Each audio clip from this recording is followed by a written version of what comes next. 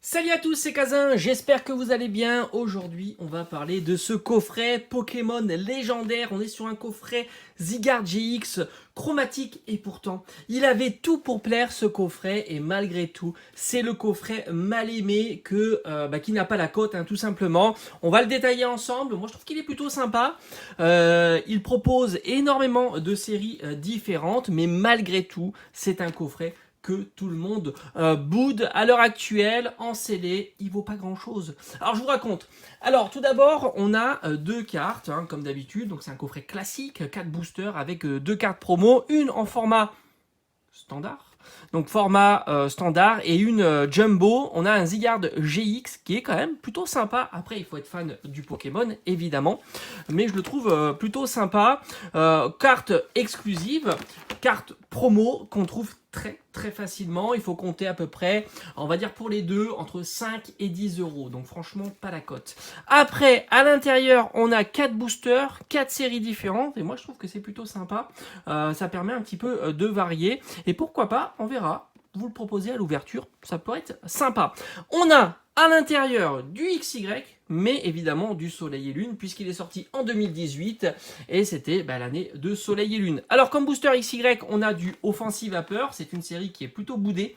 Malgré tout, je trouve que c'est une très belle série, puisqu'on a du Gardevoir, on a du Steelix, on a vraiment de la très belle carte, et il y a de la carte Gold Volcanion, qui est juste incroyable, et aussi carte Gold version Gardevoir. Moi j'avais eu la chance d'avoir 2 fois la carte Volcanion Gold, je crois que c'est la secrète, mais il y a aussi une très belle carte avec Gardevoir et je trouve que cette série là mérite quand même d'être ouverte et d'être collectionnée. C'est un booster qui est forcément pas tellement recherché et on le trouve aux alentours de, on va dire 8 euros. C'est quand même le booster le plus recherché du set. Quand même. Après on retrouve alors pas mal de panachage. On a du Gardien Ascendant.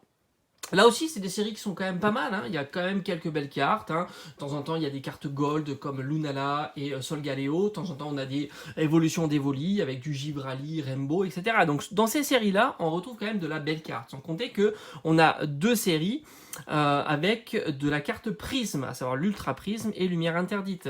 Et là aussi, moi, je trouve que c'est des formats qui sont sympas puisque la Reverse peut être remplacée par une carte Prisme et on peut trouver des prismes sympas comme du Giratina, du Arceus, donc vraiment des Pokémon plutôt cool.